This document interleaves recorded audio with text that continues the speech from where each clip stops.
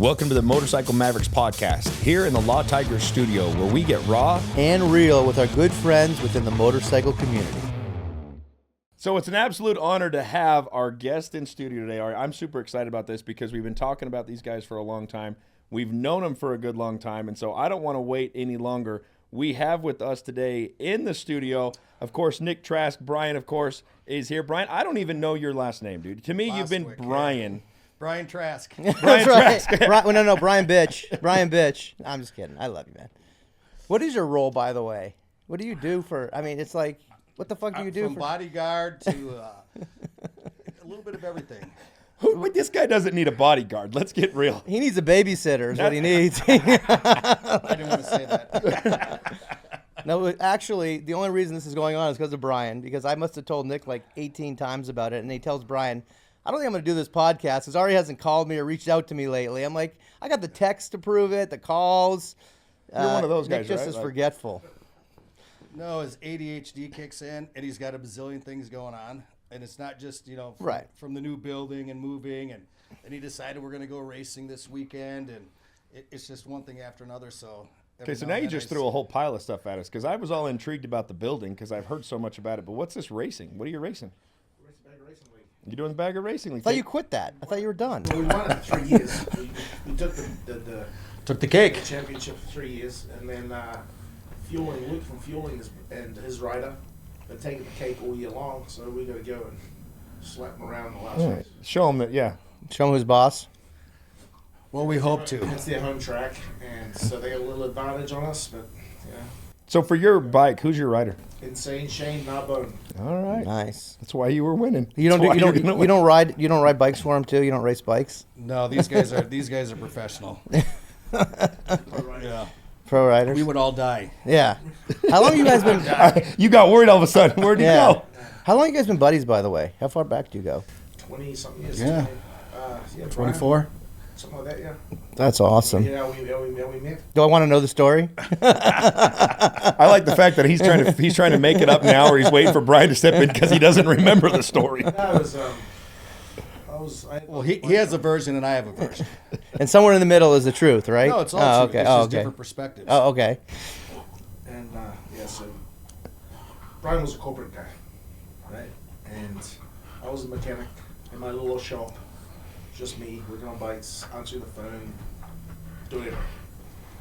And Brian came in and he says, "Nick, I want you to build my bike, build me a motor." He had heard about me and he had heard that I was a performance guy.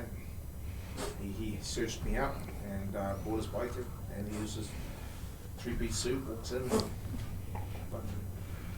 I didn't, right? I'm just a little Kiwi guy from New Zealand, didn't know shit, right? Just wondered, and I was intrigued on how people made their living and how people get through life, right? Because sure. I didn't know anybody, I didn't know nothing, and so when Brian walks in, and he could basically spend whatever he wanted. I ask him more questions. He wants to ask questions about me, and I ask more questions about him because I'm fascinated on how the hell other people live.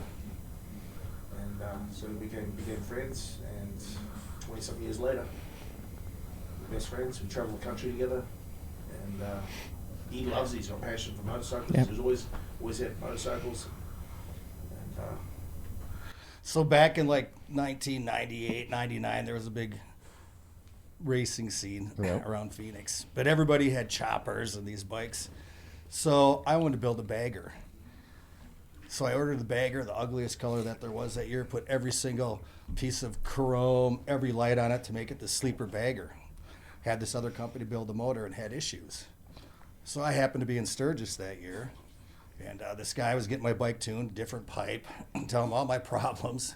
And he saw my plate and said, "You're from Phoenix, or you're from Arizona." Phoenix? I said, "Yep." He goes, "Oh, you need to find a kid named Nick Trask. He knows how to make horsepower, build motors, knows how to tune bikes. He was from Dynajet." Okay. That's a good endorsement there Yeah, from Dynajet telling you where to go to have a motor built. Kudos to you. And there wasn't a lot of big horsepower baggers back then No. either, right? So he was just like, "You need to find him." Well, I lived in the East Valley. I lived in Chandler. And I worked in Tempe. I worked for a company called Micro-Age. We were Fortune 500 back then, I think number 257. And I was gone quite a bit traveling. So every time I come back to town, I would just, all these bike nights, anybody here, who's Nick Trask? Anybody here? Nope. And Barry Caraway. Yeah. Remember Barry? Yeah, I know Barry well. I saw Barry one time at this bike event, and his bike always ran pretty stout. And I said, Barry, who tunes your bike? Oh, Nick Trask. You know Nick Trask. I've been looking for this guy. At this point, you're fanboying over him. Yeah. He's a mythical creature. But it took like 6 months. And back then, his company was called Custom Performance. I remember that. Yeah. Yep. So the guy in Sturgis failed to tell me the name of his company. He just said, find this young kid named Nick Trask. He's from New Zealand, and he knows how to build horsepower. Nice. So when we say we have kind of different versions, Yeah, yeah. his version is I just walked into a shop casually. Right. I've been looking for this dude for 6 months. Sure. Yeah. I'm still fixed on like you in a 3-piece suit. Yeah, I can't believe it. 20 years of that.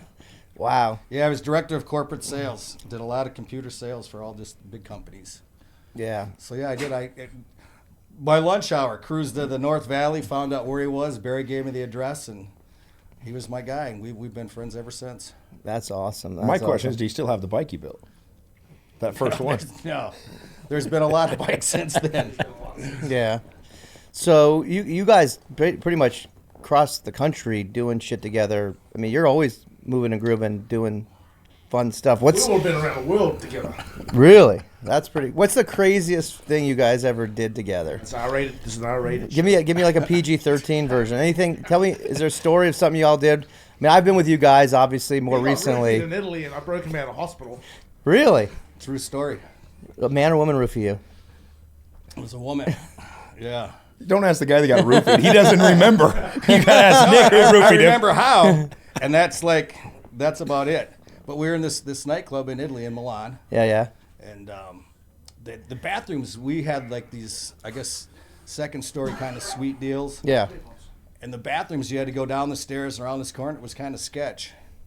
And if you know Europeans, they typically don't come and talk to you. They're not like kind of a little bit more outright than we are.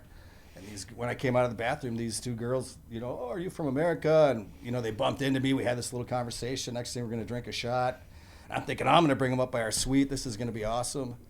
And, next thing I know, someone would slap me in the face saying, mate, can you walk? Usually it's the other way around, isn't it? So I'll tell the other half of the story. I'm sitting on a couch in this little area, VIP area, right? And every time they bring a bottle of Tito's and the fireworks are going off, right? So then they think, so everyone's watching, right? There's fireworks going off in this bottle, and everyone's going, well, fuck, you know the counting, right? The counting, oh fuck, how many bottles these guys drunk? They must have some money because they got the lounge suite and they got this and they got that. So I'm sitting there having a few drinks, and then Brian runs up to me. He says, I think somebody put something in my drink. And I grabbed him by the shoulders, spun him around, sat on the couch. As soon as he hit the couch, he was out. Really? Like alcohol? He was breathing, he was slobbering on himself, holding his head up, wiping his mouth, and then it broke out. All our buddies started fighting the bouncers. Everybody in the club. Shit into a big old brawl. And you were out cold. No, Brian's He's like comatose. He's done. he's done. Okay. He's on the couch. Yeah. I'm holding him up, holding his head up so he doesn't choke. And then our buddies start fighting everybody. Oh, Right here, shit. this guy's head's getting bounced off the glass, and this guy's head's getting whatever, right? So it's turned into a full-on chaos. So I start yelling at the guys, focus. That's rich coming from you. Well, I've got Brian. I don't know if he's dying or Right. right? Yeah. I've never been in a roofie situation. Never been roofied. I don't think. You've What's it feel- roofied. What is it? He's never been What's it roofied, but feel he like is to be roofied. Yeah. What's it feel like to be roofied, by the way? Yeah. No, it was crazy because like it wasn't like 30 seconds after I drank this shot, like my ears started to ring, and I was like, "Wow, that's weird." So I opened my mouth a few times and closed it, and then all of a sudden I noticed there's a few more people gathered around, and then my vision started to get blurry, and then my only thought was, "I got to make it up the stairs. I got to get over by Nick." Right. And I just took off running. That's the last thing I remember. You think they were just going to try to basically steal your shit? No, they weren't. They had a 300-pound man in the back waiting. Bring that boy to me. Well, we've heard He's from different America. stories. I want him. You are kind of sexy, Maybe they wanted. Well, to we be, heard different stories. We heard, Right, you know right. what? They'll take some of your organs, right? Like, and then we found out why the fight broke out is like we had this guy that was supposed to watch us or take care of us. I hope you fired him. Well, no, he was with the club, and he said, "Yeah, don't worry, this happens all the time." Jesus, Yeah. that's But he was an crazy. innocent guy, but he says, yeah, it happens. Really, Right? that's And none of the dudes crazy. that started robbing your pockets, right? You see Right, like, right. fireworks come off, right? Yeah. You think that Right. everybody that's sitting around on this couch in this area is Got loaded, mo- so got they bucks, think, yeah. okay, I'm gonna get this guy's money. Yeah, that's Bunch of crazy. bitches, so- Yeah, So yeah, he's sitting on the couch, fucking slobbering himself, and I'm just yelling at the guys to focus and just let's focus on making sure he's okay. sure. So then I carry him out of the place and go downstairs, and this big Dolph Lundgren looking guy sitting in the elevator, right? One of the bodyguards. And then I got my little 4'6" buddy, Trevor. He's Barking, yeah. right? Yeah, that's And he's hilarious. muscling up on this fucking Dolph Lundgren looking fucking 7-foot fucking killer. And he's muscling up on him like, hey, Trevor, knock it off. Yeah, that's funny. So then we go downstairs and the fucking cops are like liberal as fuck. They ride their pedal bikes up and they don't care about nothing. That's crazy. And then it takes for a while, right? And Brian's fucking sitting there. I don't know if he's breathing, but I'm just trying to make sure he's He's alive. Yeah, so then we go to the hospital, and yeah, another fucking liberal prick starts fucking sitting on his legs with his slippers on, and I'm like, fuck this hospital, and so he's sitting there getting his IVs and all this shit, right? And we went down this corridor. It's a dark corridor, and I'm thinking, man, I gotta keep my eyes on this dude because I don't know if they're gonna fuck. I don't know, dude. I'm in the country. I don't speak the language, and Right. This was the plan. Roofie him there, bring him to the hospital, we'll take his organs Yeah, quick yeah, and send him on right. his way. going on, and then when I look in the room, dude, there's like 20 people in the cots, and half of them look like they're dead. Yeah. And Brian's just laying there with his fucking deal. I'm just looking for him, looking straight at him. I won't really take my eyes off him, sitting in the corridor, just fucking meat Yeah. mugging everybody. Yeah. And as soon as he fucking woke up, I walked in there. I said, "Dude, you good?" He looked, "Yeah, I'm good." So I took the IVs out of his arms, tied him up, and fucking got him out of there. It's like something out of a movie. Like, he's Yeah, not kidding. yeah, that's I remember he says, crazy. slap me in the face, mate, you good? Can you walk? Can you sit up? That's fucking And he's crazy. like, I'm getting you out of here. And we literally, he remembered her, I guess. We walked out through these corridors. Next thing you know, we're like kind of in a parking garage. And then we see all the ambulances. the ambulances. He hits the garage door opener, and we literally walk out that way. That's nuts. Well, This is 3 o'clock in the morning in Italy, in Milan. jeez. Yeah, that was our first. Was that when you guys? Is that the event? Yeah. I can't wait for the second. Been romance Yeah. ever since. Yeah. Well, you're very loyal. Like you're a good dude. Like I don't think people realize you're generous. People don't realize Well, I realize it, but I mean seriously, like you're generous. You're a great friend. You'll do anything with anybody. Have you always? Is that just part of your DNA? You just Man, you know what? It's I don't keep score. I'm not the guy that can keep score. And you know, if I get fucked over or whatever, that doesn't matter, right? I'm gonna do what's right. I'm gonna Yeah. do what I think is right. And I'm gonna give first, and I'm gonna give more than I take. Yeah. Right. This is kind of my rest, my rules in life. And you know, it doesn't matter. I don't care what you do. I don't care how you fucking live. right. But I'm gonna live my way like that, and it's worked. Right? I came here with nothing, and. And I've had a dysfunctional upbringing, and I've seen all the fucking drama and dysfunction, and I don't want nothing to do with it. And I just gonna live my life like I'm gonna do what I can, and I'm gonna do the right thing. That's what I love about you. Yeah, I mean you're a fucking success story. I mean I don't know if everyone knows, but you came here with nothing, right? I had a suitcase, a Forrest Gump suitcase with no wheels on it. Everyone teasing me fucking about my suitcase because You still have it? no, I should have kept the fucking thing. It was tiny, dude. It was tiny. And everyone teased me, Nick, where's your wheels, dude? You got no wheels on your suitcase. You knew you were going to be successful? Like Man, I didn't know what success was. And you know what? For a long time, I didn't know what success was. And now I realize it's got nothing to do with money. right? Right? I do what I love doing every day. Sure. I go to work. I don't feel like it's work, and I love doing it. Yeah. And I love creating and looking forward to something. Doesn't matter what it is. And so, you know, I'm successful fucking 100 times over. Doesn't Yeah. matter. I could be broke with no money in my pocket. I still feel like I fucking enjoy life, and I love it. That's awesome. You know, that's the thing. When everybody says, you know, like, how long have you guys been friends? Part of the reason we're friends is our core values have always aligned with, even though, you know, we grew up totally different. But our core values were always the same, and they still are to this day. So when he talks about, like, success, when he was nominated for the Hall of Fame 2-3 years ago, they called me, and they wanted me to help fill in the story of Nick Trask. And they were blown away by it. So Keith Terry, another Yeah. one of the Yep. hamsters, he Yeah. runs the hall, right, the Sturgis Yeah. Museum and Hall of Fame. Said after they heard this, everybody had heard of Nick Trask, but they hadn't heard the story. Yeah. And so once they heard the story, he was a unanimous pick, right? Sure. Just like, yeah, oh my God, this guy needs to be in the Hall of Fame. Yeah. So Keith calls me. He's flying into town. He says, "Hey, can you meet us? We're gonna take Nick out to lunch. Ask him if he'd accept the nomination." I said, "Oh, you know what? Nick and I were just together. I have other business." I said, "I need to be back home, but let me know how it goes." Well, this is like at 9 o'clock in the morning. Lunch is at like noon, 1. It's 8 o'clock at night. No phone call yet. I thought for sure he's gonna call me and say, "You're not gonna believe it." So I had to call him. I said, "Nick, how was your day?" "It was all right." "I know what happened, Keith." And he just like this stunned silence, right? When we talk about like humble and whatnot. Right. And he says, "Yeah, I don't know if they ran out of people to pick or what, but like there's guys that work their whole lives." And I'm like, "Nick, what have you done your whole life? Like your story's incredible." And I think that was kind of a turning point, because then we've kind of talked about like his place in the industry and how much he gives and what he cares about and how he is, but his story was incredible. So it took me 10 years to talk him into doing this little autobiography on his life and how he ended up here. I was a little embarrassed of it. Yeah. Should But for that, right, for him to just, when you say success, he doesn't look at it that way, because he's just Nick. Yeah. Yeah. So Yeah. when I say our values line up and with who Right. we are and what, it's not about how much you have or your brag or whatever. We like to go out. We like to have a good time. He called me up one night and said, or one morning, I guess, said, "Mate, we're going on an adventure." I said, "What's the date?" It was an incredible adventure, right? 12 days. 12 days. Where'd you go?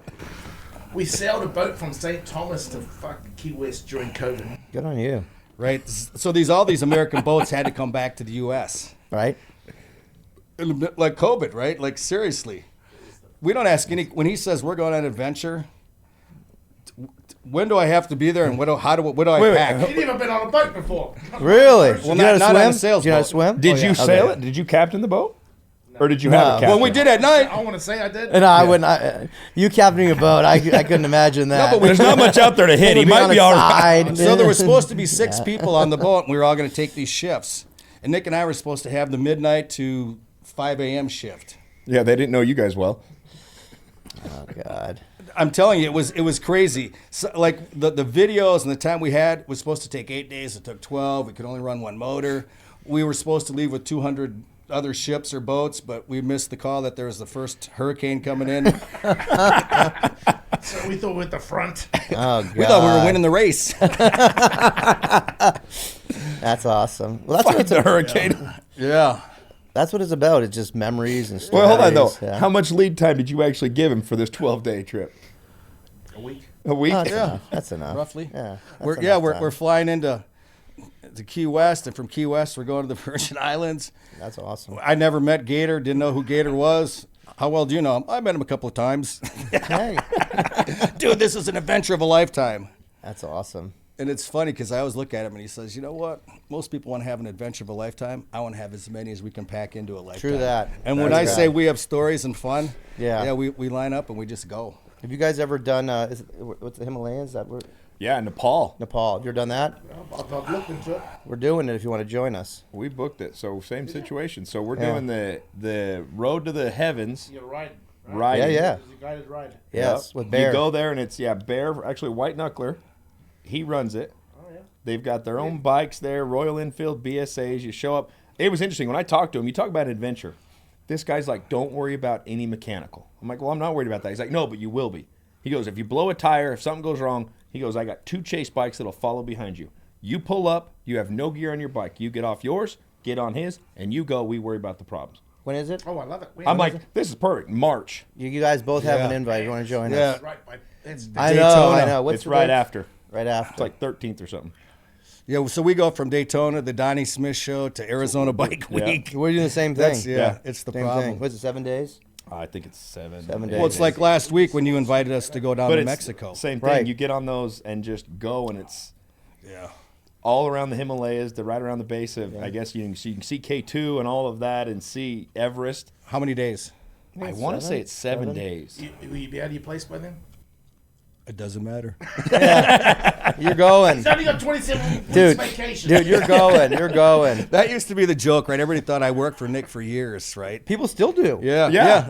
Honestly, I thought you worked for Nick. I thought you So ran the books everybody in the thought I office. was like the GM and stuff like that. And I tell people, I said, I only have 27 weeks of vacation, but it's not enough hanging around Trask. You need 52.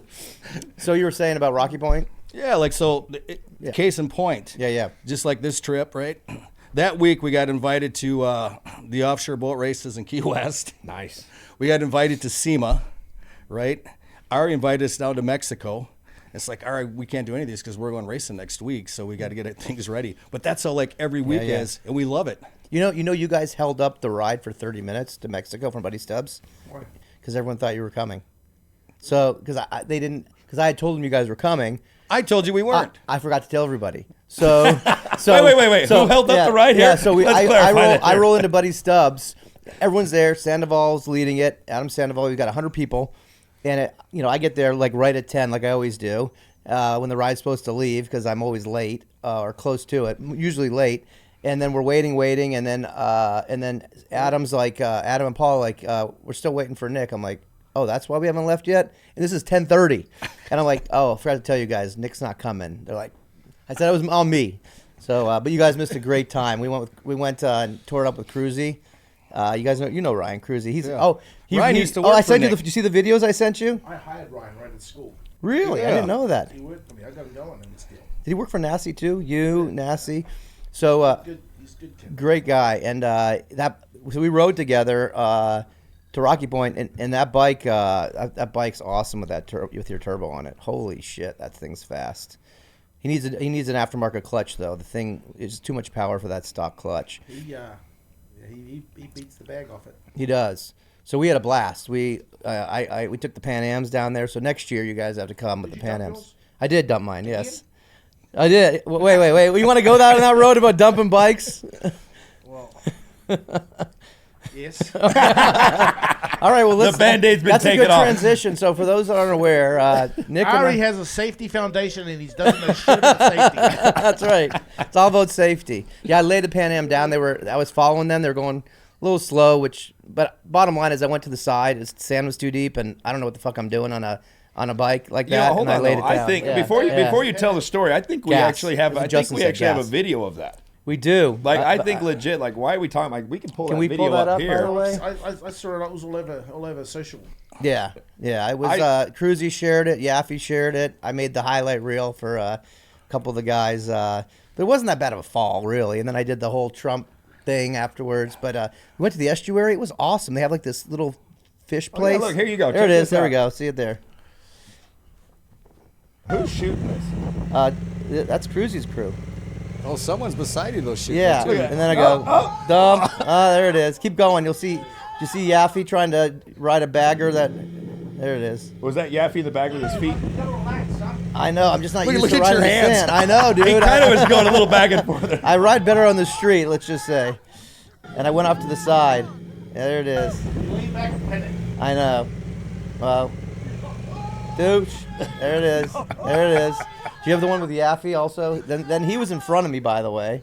We don't have You don't have the Yaffe You one? know, what's All funny right. to me though Yeah. is now I heard though, going to this little crash here, it doesn't look that bad. But then I heard that Yaffe and everybody else tore into that bike for you, Justin and everybody. The battery went at the dead. hotel. Yep. There's to photos fix of it. Yeah, the battery went dead in Mexico, so we had to go to this random little shop and find a battery and charge it. But How does the battery go dead? that's a good you leave question. it on? It was a lithium battery. It was just a shit battery. Left it on. So maybe? here's the other thing I found out when the bike, because when that happened, the bike started, but then The trips it. it trips it. Yeah. So so we took it out, got it to work, and then it tripped again, and we're like, all right, no more lithium ion. So we did old school battery, Mexico style. But that trip, I'm telling you guys, we've been to millions of rallies like you. That event is by far the funnest event. Yeah. It's crazy. It's like spring break for adults. It's awesome. Next year, you guys have to come. We had a blast. Talk to Cruzy. Let's do it. Yeah, best. Me and Bradshaw used to rent a house down there. Yeah. The families down there. Yeah. All the families having massages and shit on the beach. Yeah. Then we're going to town and Tear it up. and tear it up a little. Yeah. And it was great. We did Yeah. a couple years. Yeah, it's just unique. You got the Mexican nationals, you got the gringos, and they come together and burnouts and debauchery. It's like nothing I've ever seen at another Yeah, rally. we did beads. 15 years ago with Barry Caraway when he would take a big group and go down for the whole thing. Yep. So kind of Same was stuff. it was packed, and then it lulled, and then it Yep. came back up, and it's the busiest it's ever been. It's nuts down there. Miguel was down there. A bunch of guys are down there. So we'll make it happen speaking of next year. roofies, going back to that, I remember going down the Malecon there. They've got that 2-story shot they do, that funnel and a hose down. Yep. I've thought the same thing. I'm like, man, who's the yardstick up top, and what are they dropping down that funnel? Hey, who wants it? Your turn, bud boy.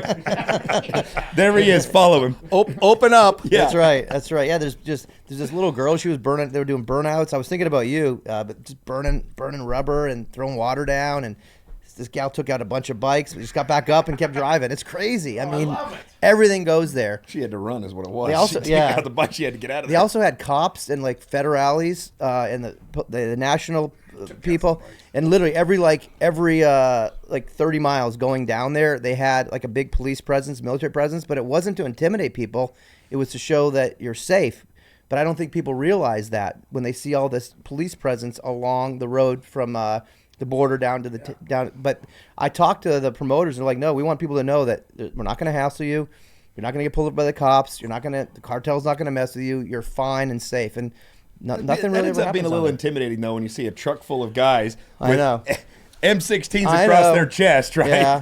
You're They're not well- accustomed to that here in the States as you ride down on your Harley. They're well intentioned. I don't think they realize it could have been misperceived as something other than promoting safety. But anyway, it's When they try and take your money and right, take your ticket. right. But Shake you that's down. happened in the past. Yeah, when you speed through. I remember when I was younger, and I had to give them $20 for speeding through town. But anyway, something we should definitely do down the road. So what? I heard you guys are you moved into a new building. What's going on with that? We did actually. I'm in the process of buying the building. Okay. It's been almost, I wouldn't say a dream, but it's been something that has been on the bucket list for a lot of years.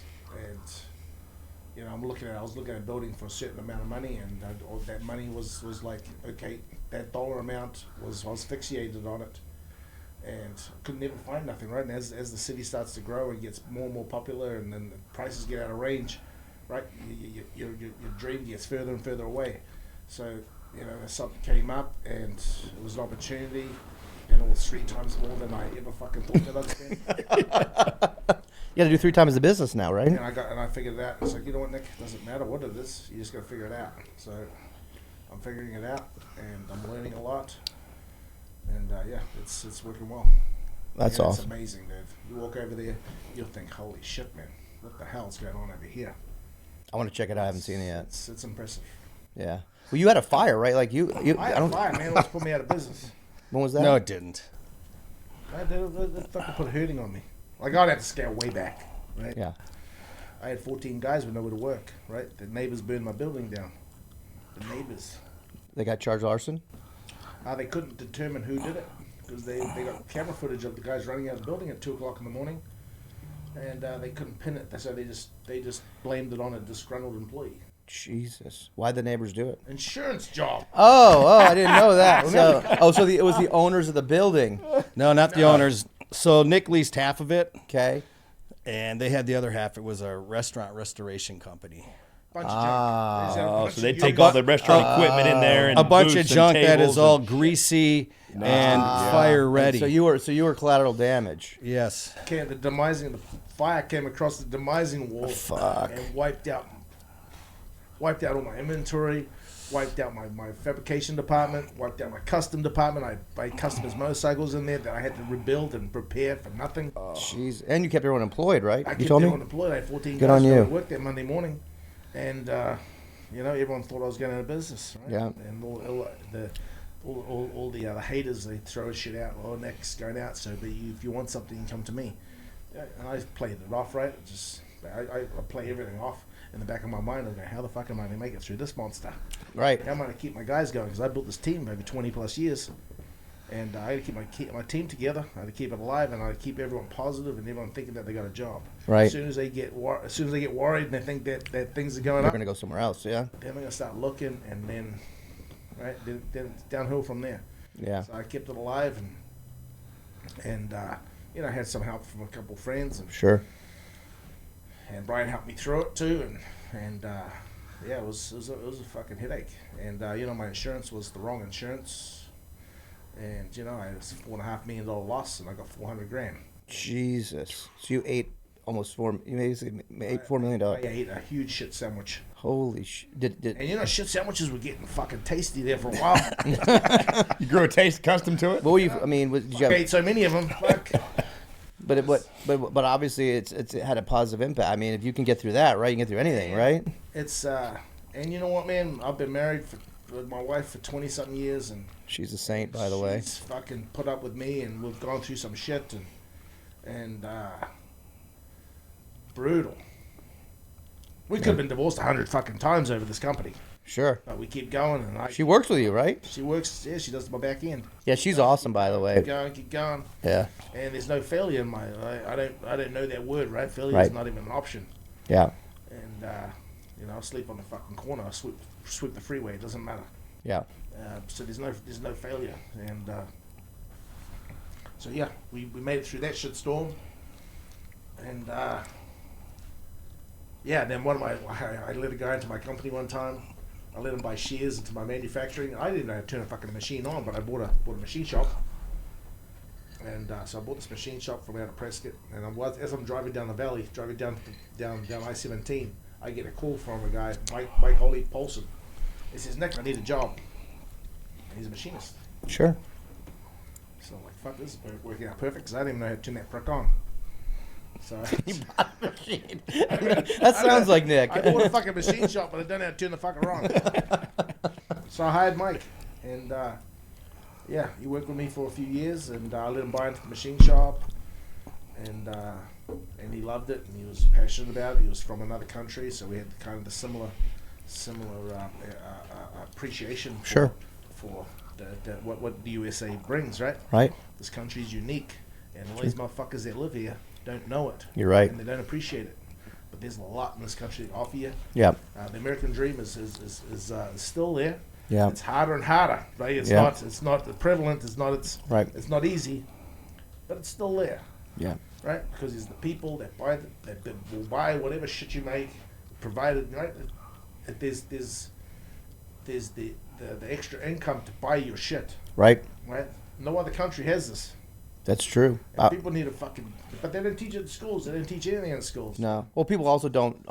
You see all the people that drive Ubers, and I was in St. Lucia for a wedding, and I mean that's poor and that's tough. There's no opportunity, right? No opportunity. People. This guy is in construction, building hotels. He makes like $20 a day.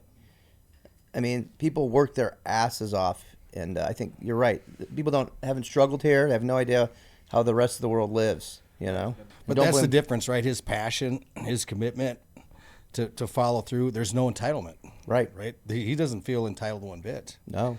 And actually, where can they find like the Nick Trask story? YouTube. Go to Trask Performance YouTube, and it's fucking right there. The Alchemist. Alchemist, nice. I didn't come up with that name. That's a little fucking. But no, like we walk through kind of. Everybody thinks. Just watch it, Ari. They see Nick Trask today, 100%. right? I want you to tell me. I don't know why. I'll watch it. And the guys that see him today, right? They don't know the story, the trials and tribulations. They right, think it's an of overnight. 20 years. They see the success. Or and they he can't. It is for an overnight success. Yeah. Right. Yeah. Right. You know, all this guy, he's always had money because his shit's always cool and all the stuff. And no, it's a passion and a drive that is unbridled. Yeah. So you talk about opportunity in this country. What was the opportunity you were seeking when you came here? Was it to do performance motorcycles, or did you come into that? I came here to be a Harley mechanic. That was my. And actually, since I was like fucking 7-8 years old, I used to write down when the teacher gives you the sheet, and she says, "What do you want to be when you grow up?" Right? And mine was, I had 3 things, man. I was going to be a professional guitarist. I was going to be a race car driver. I was going to be a mechanic. Right? Fucking Nick chose mechanic. Not a pimp, huh? No pimp. Pimp wasn't. Well, no, he told me secretly he said that was, but he said his diddle was too short. So that's out. I'd hurt the girls.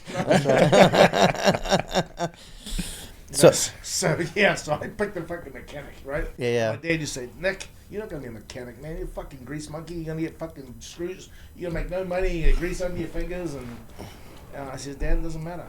I like it, and that's my passion. And I don't give a fuck about the money. I'm gonna go do what I want to do. And so he says, okay, all right, fair enough.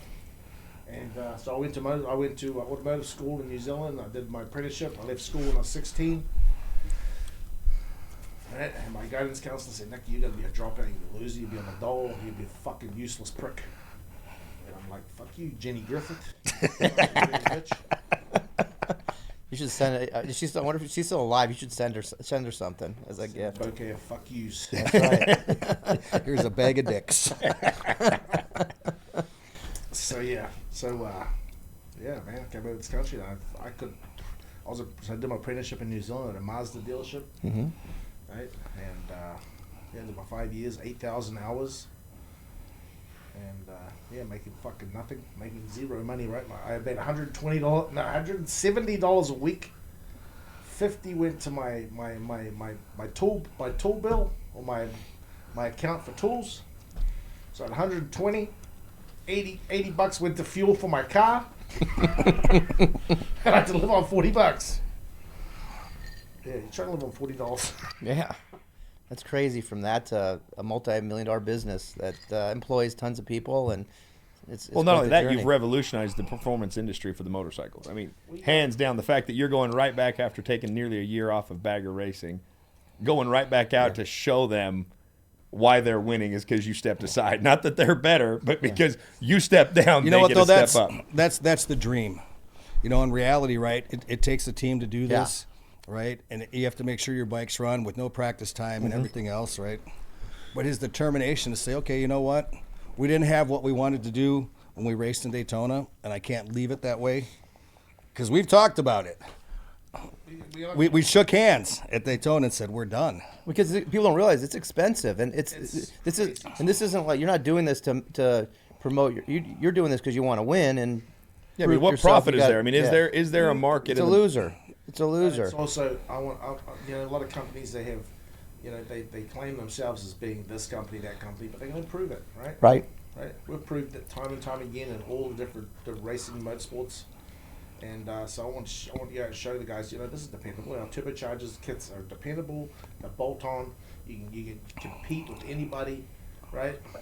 And You're not rebuilding your motor between every run. Right. it's a Right. dependable way to make power, right? And we made turbocharging more acceptable in our world of motorcycling, right? A lot of guys they get scared, right? Everyone's scared of it because they've heard all the horror stories Right. from back in the 70s when they're putting automotive turbos on their bikes, and it comes in like a two-stroke and blows your shit up. Right. It's a monster. You can't ride it. And the fucking thing's it's a pain in the ass. So now there's I wanted to introduce our turbocharged kits, which technology's come a lot further. We got fuel injection now. We have a lot more range sizes of turbochargers, right? And it becomes more usable power, dependable power. And now any Joe Blow that wants a little more than his buddy can put one on, can put a kit on. Yeah. Well, the proof is in the pudding, right? Right. So tell him just recently he's created a system that he sells through drag. Talk about that a little bit. The only one ever to be distributed, right?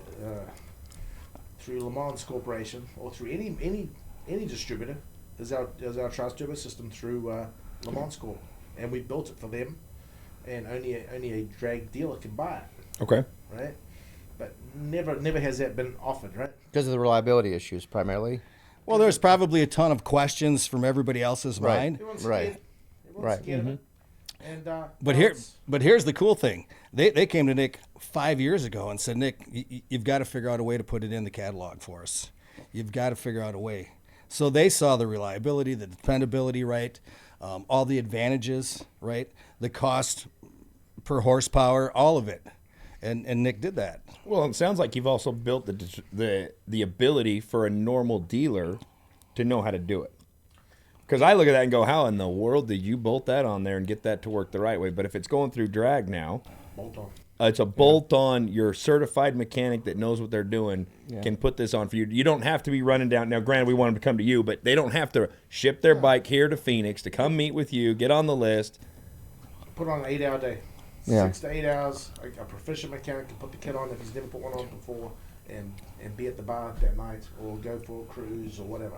Well, shit, you put a ton of them on during the rallies. We'll you put in. charge 40 motorcycles on the Sturgis. That's unbelievable. And Daytona. How many? 40. How many? 40. That's great. So what got you to go the turbo route? You had your own shop. I grew up in I did my apprenticeship at a Mazda dealership. Yeah. Right? So Oh, Turbos from the get-go. Turbine, in New Zealand is small displacement motors, because the gas prices are Right. so expensive, right? Gas is $10, $4 $12 right. a litre, right? Or gallon. Yeah. Yeah. A gallon, right? When you convert it to litres, Yep. it's about $10, $12, right? So you can't afford to have a big gas guzzling V8. Right. You have no money, and that's what I had when I was 16 years old doing my apprenticeship. Right? I had a 302 4-speed in my Falcon, my 70 Falcon. Nice. $80. I'd have make $120 after my paycheck, after I give my tool money, and $80 to fill up my tank. But I love the sound of that 4-speed top loader when I'm whacking gears. Nice. Yeah. They're sweet. I remember you did one for our giveaway bike. I rode that thing. It ripped, man. And then Cruzy was telling me the one you just put on for him. It's like there's no heat. They're awesome. My next bike's getting a turbo, 100%. Absolutely. Don't be a soft cock, Ari. You need one. I need one now, actually. Well, I don't know. Your crashes may be a little bit more Well, dramatic. let's talk. We keep bringing up the crash, but let's talk crashes here. So Good one, dude. I should be dead. I know. So Nick and just so I can preface this, Nick and I were up this year actually, and Brian. That was March. Yeah, in March I for. hate that fucking ride, dude. I went to You're jail you're last plagued year. by that, by the way. Every time you go up, you either get arrested or get in an accident. So we're up there for the throwdown. Every year it's different. Chopper Friends. What was this year's? FXR. This was surprise, right? This is the Come with what you unknown. wanted. Yeah, the surprise throwdown. Last year, like I said, Nick was up there. I got a call from Brian like 3 a.m. saying Nick's in jail. Can you help him out? Nick shows up the next day, no shoelaces. So that was that story, which I'll let him Still made explain. the ride, Yeah, you did make the ride. Yeah, you caught up with me. So that I was. didn't sleep the night before because I was in So jail. well, That makes let's- three of us, yeah, right, Ari? Yeah, that's right. So start with that one. What happened there? Just exactly. Well, the bike that I was participating with was my '66 shovel, and I love that fucking motorcycle. I love any motorcycle, but this one here gives you all the senses, right? It's obnoxious, fucking straight pipes. It's a shovel head, ape hangers, foot clutch, jockey shift, and that fuck is it's slow, but it's obnoxious and it's cool as hell. And it doesn't hold a lot of gas either, does it? And it needs gas to run. I ran out of gas because I wanted to go get something to eat at 2:30 in the morning. What's open, by the way, at 2:30 in the morning in Winslow, Arizona? McDonald's. At the truck stop. Inside the truck. McDonald's. Okay. Because I asked everybody, I'm walking down the hallways at 2 o'clock in the morning, half boozed, and I'm trying to bribe the fucking the guy that works the counter. Yeah. Take me down there, give me something. There's no Uber Eats on that. Yeah. Shit. I wouldn't know how to order it anyway on my phone. You were going crazy with Cabernet that night, I remember, weren't you? You were on the Cabernet. So, Yeah. I had a couple glasses. So, but Jesus juice. That's right. and to be honest with you, I just wanted to get my shovel head out of the trailer, and I kicked that bitch, and she fired right up, and I got a fucking block down the road, run out of gas. Wrong. Were you going the right way or the wrong way, by the way? He was going the right way then. Oh, okay. Well, I didn't Okay. know I was going the right way. Yeah, yeah. I didn't know I was going the wrong way. But Okay. anyway, I was going down south, right out of the deal, ran out of gas. Oh, fuck. So this motorcycle's kick only, right? So I've got a couple shots at kicking it. Otherwise, I'm going to be kicking it all night. And I don't want to fucking push it back to the trailer because that's going backwards. And he's hungry. I'm hungry as fuck, dude. I'm starving. And so, The Arches is calling his name now. dude, I would eat. Dude, I would eat. You wouldn't eat anything. Shitty Yeah. fucking Yeah. hot dog and Yeah. fucking You didn't soup, care. It doesn't matter. You're on a mission. So I pushed the motorcycle down the sidewalk and pushed it around underneath and I was out on the road and underneath the spotlight. The street light. I'm fucking trying to look at this petcock and my eyes a little fucking, well, whatever. So I'm trying to look at the petcock because I'm like shaking the fucking thing. I'm crouched down next to the motorcycle and then a cop pulls up on me. Right? And he's asking me, hey, what are you doing? I says, well, I ran out of gas and I'm going to get something to eat. So next thing you know, he has me do the fucking foot the sobriety test deal, whatever, right? And I thought I did a good job, right? I'm doing the Moonwalk. And I thought I was doing good until the fucker made me put my hands behind my back and he put me in a cop car. And then I was like, oh, dude, you just tricked me. No, but he said he smelled like booze, but this guy was wearing a mask. Yeah, Oh my God. I smell like booze. I'm like, heck, I'm thinking about later on, I'm thinking, this guy is full of shit. Yeah. Right? He was out to get you. you. Saltiest cop up there, man. Yeah. Didn't you get a speeding ticket on the way up there too? I remember. No, that was another time. Oh, that was the previous time. I like the Okay. fact that Ari's over here with like a list. Like Oh, he's I got was- Nick's hit I- list. I Okay, remember- on June the yeah, 5th. I remember all this stuff. You know why we get along so well? Because we don't keep score. Yeah. You see him? He's got a laundry list. Fucking right down to, oh yeah, and he had no shoelaces. So this is, Oh, I was impressed. that whole deal, I was right? impressed. So Nick gets pulled over. He calls me up at like 3 a.m. And I'd been asleep he had left at midnight.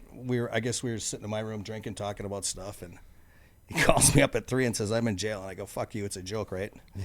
And then like 2 minutes later, my phone dings and it's a picture of him in jail. And he's got his phone. Well, you know what So they're pretty cool in Winslow to let you take your phone in the clink and I you. had to fucking threaten his ass. But I need some time to fucking call my attorney and get my shit straight. Right. So he gives me my phone, and then I start fucking doing some pictures.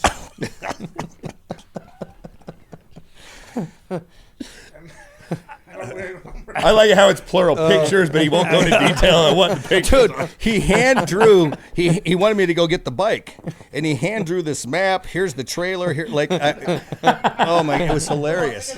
Yeah. Yeah. I got in the fucking notes portion of my phone. And Nice. start- It was pretty artistic. So long story short, I call Ari to see, hey Ari, Law Tigers. Here's what happened to Nick. All this stuff, right? And we don't talk a lot. We keep our shit under wraps.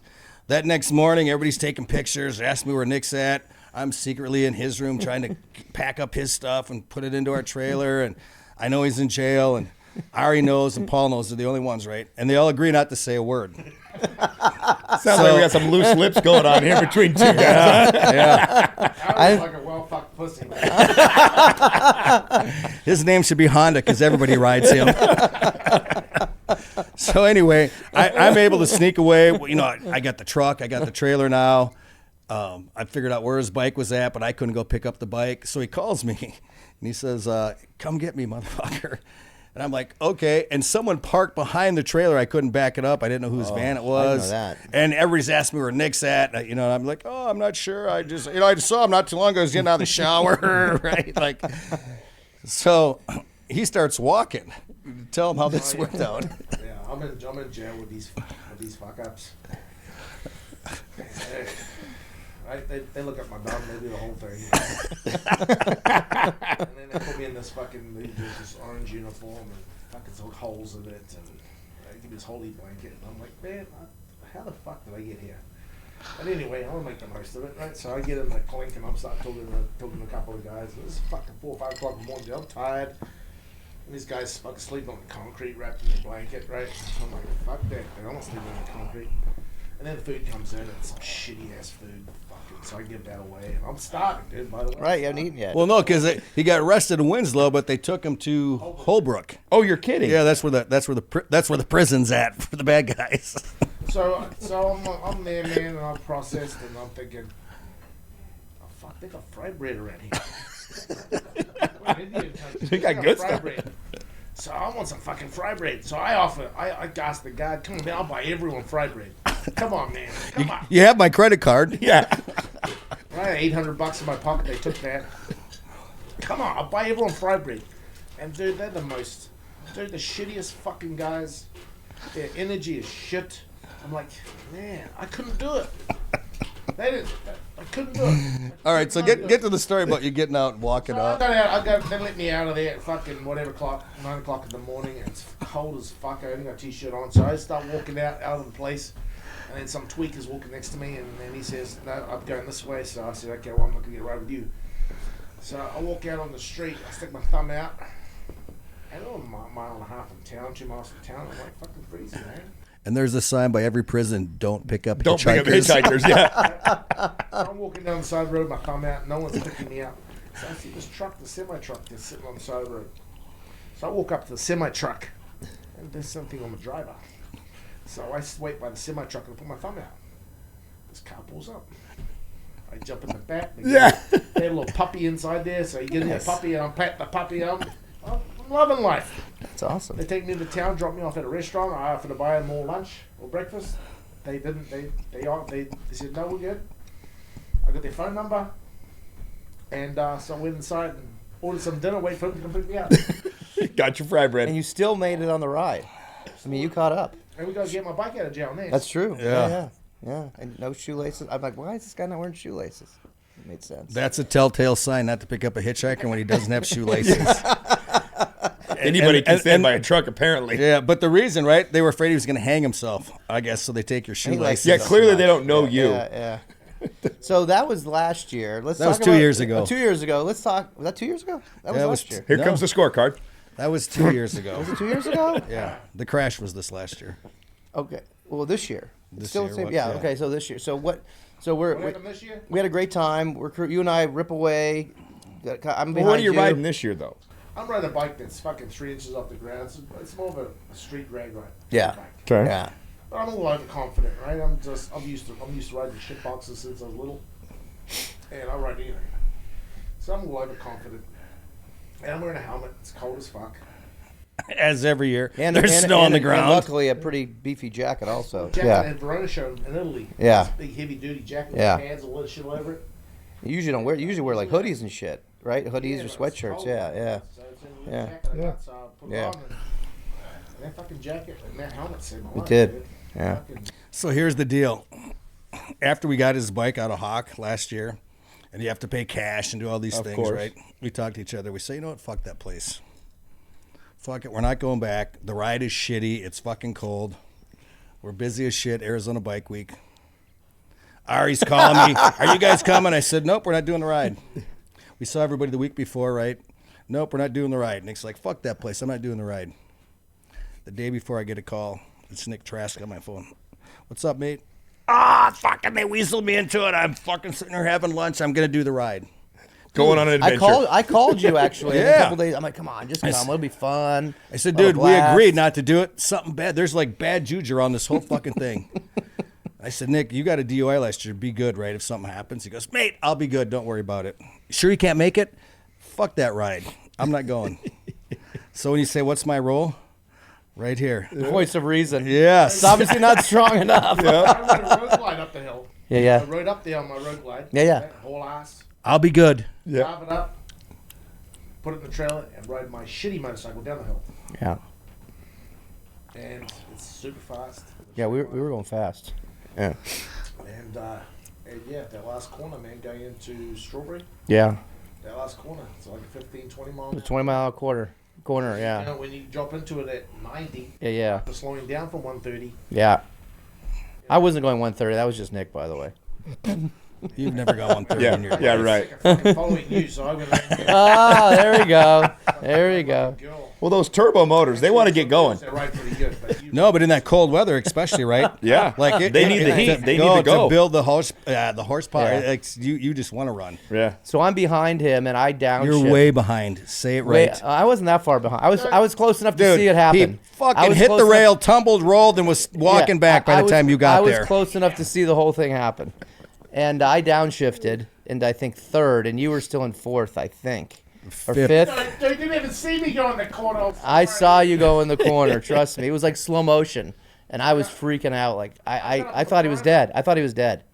I was freaked out the whole day, even afterwards. I mean, it's seeing your buddy go down. I guess. It's horrific, man. And it was it's the horrific. point where I didn't go this year, and you called me Yeah. hours later, and you could hear it in your voice. I was like, worried. I can't believe it. I yeah. can't believe he's alive. You're not.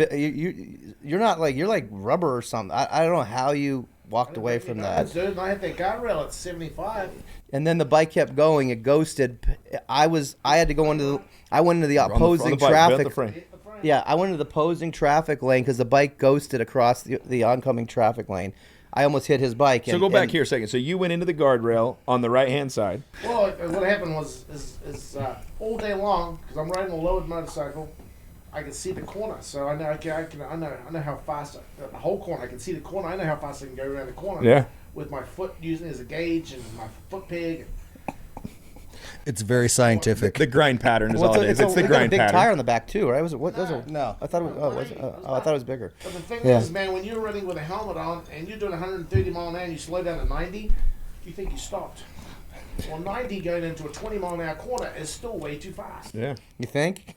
When the signs say what, 15? It was about 20. It was 15. It was whatever it was. It was tight. At 1:30, you I don't saw see the the sign. sign. Yeah, That's the blur. The tunnel vision kicks in. And he really just I think you just grazed it. You didn't like.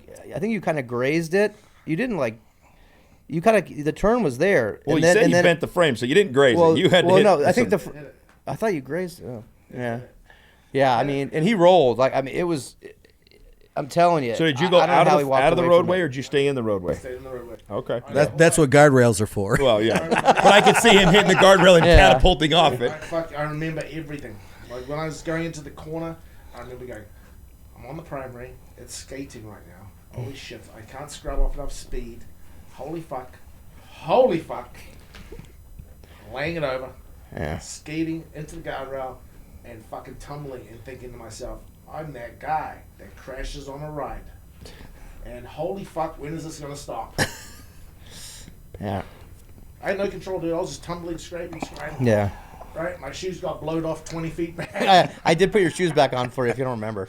My toes are sticking through the socks. Really, the major. I know you had a little hole in a little like a big gouge in your leg, but you didn't. My knee, dude. I had a Knee, fucking that's right, I had yeah. a fucking ice cream scoop hole in my knee. Yeah, you got your bell rung though. I still understand how you walked away from that. So our media guy was with him, right? He's following this stuff, and he calls me up, and he says, Brian, Nick crashed. I said, what happened? He tells me, right? I said, stay with him. Whatever it is, just stay with him. Yeah. And I'm thinking back to, like, our time in Italy, these different trips that we've had, right? Just don't let them. But he had a couple of guys that were buddies, hamsters. Awesome, Big Rick and his son. Big Yeah. Rick in the sun. Took great care of them. Oh, yeah. that's awesome. Like, we couldn't have asked for anything. I was trying to get him to leave. Yeah. So these guys go, I'll take a fucking Uber back to Phoenix. Wouldn't leave his side. Yeah, they're good guys. Shorts, dude. Yeah. So Alex says, Did you have so- a belt? Because if Big Rick gave him to you.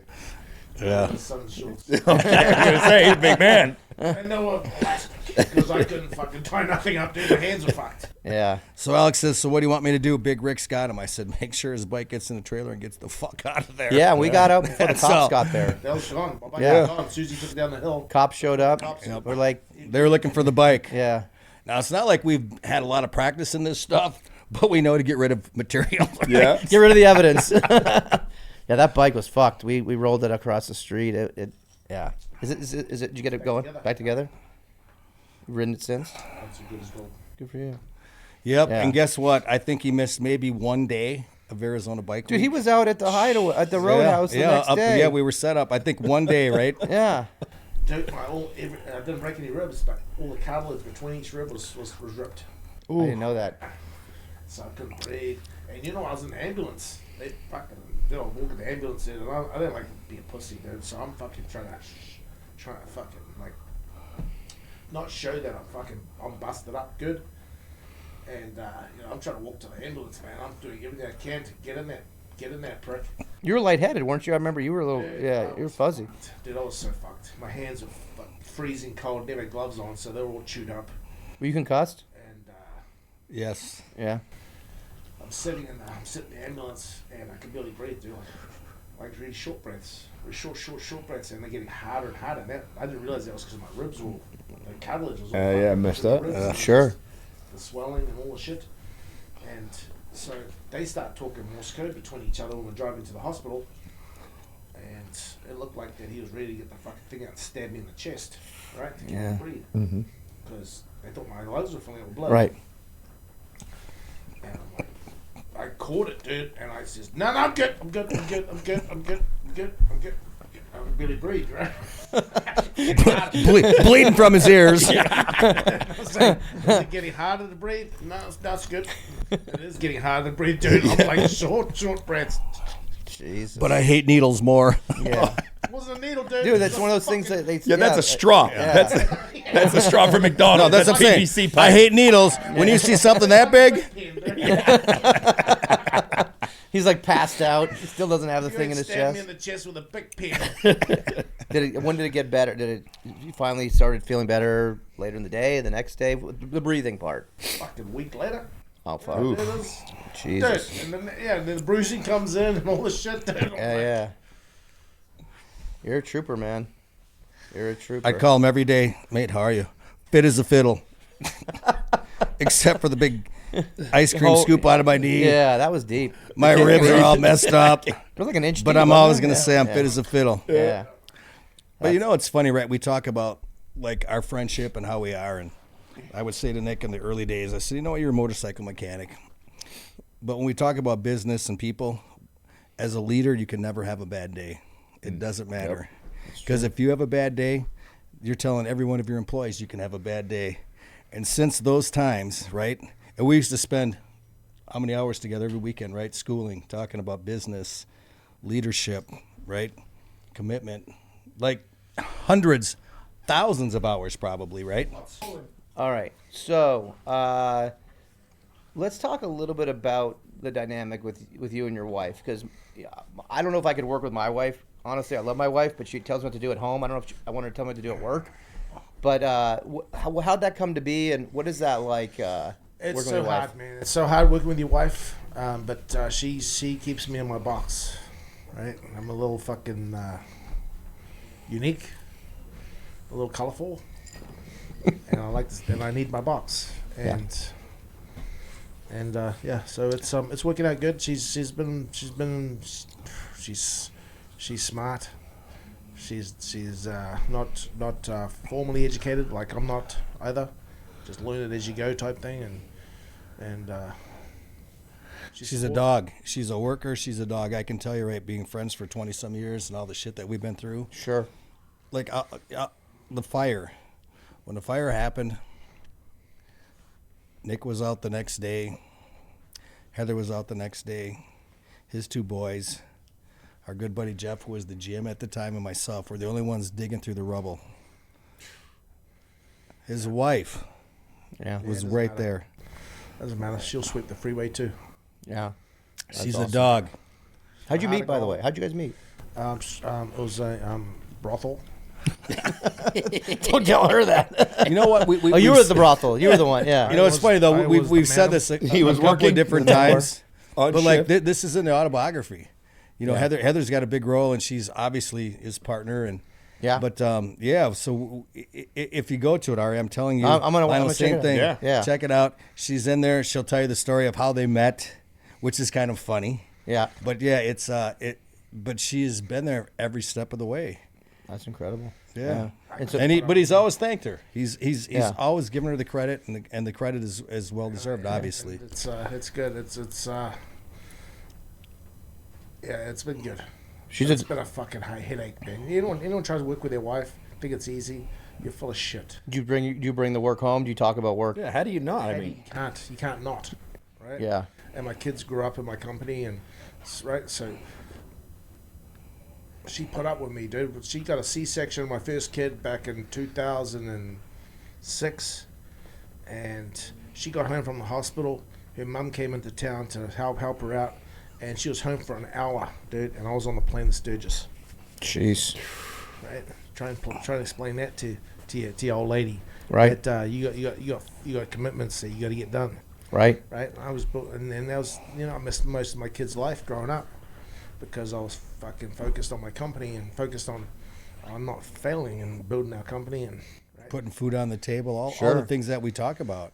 Right. right. There's no failure, right? And Sure. That was me, right? And a lot of business guys, a lot of A personality business guys, don't have a good home life, right? Right. And I didn't have a good home life growing up. It was a little fucked up, so you know, I was loved, but Not super warm I and learned how not yeah. to do shit, Right. Yeah. right? And I want to break the cycle, and so I just focus on the company and focus on growing and building ahead, going ahead. And it was just, man, it was so hard, especially when you don't know, and you're learning as you go. Right. I don't know finance, but I met with my buddy, who's one of my closest friends today, and him and Brian are my closest friends, Todd and Brian, and I've been meeting him for 22 years. Every other Saturday, we have lunch and we talk about business. Yeah. He needs me as much as I need him. I need him for the financial shit, education. He needs me for the dysfunction and the good times and the stories. I can relate to that He actually. couldn't live my. He couldn't, No one, He'd no love one to. could live your life, buddy. No one. he'd love to, but he can't Yeah. because he's too conservative. Sure. Right? But he likes to hear stories And have likes fun, to hear yeah. what you can do with your life. But man, fucking live it. Great. And my wife says, "How many once in a lifetime trips do you need?" I want to have one every week. A lifetime. No, that's true. That's the passion, right? That's Right. why we get along. We have so much fun. And when I say, like, when you guys say, what is your best story? We look at each other and we just smile. We're like, dude, we could talk for Right. a day and a half. We've had the best trips. We've Yeah. had the best stuff. But Heather's the one that keeps him grounded. Yeah. Heather's the one, right, that's important to the business. While he's out being Nick Trask and doing the motorcycle stuff and the things, right, she's back there making sure that the back end works and it happens. Right. And he wouldn't be Nick Trask without Heather Trask.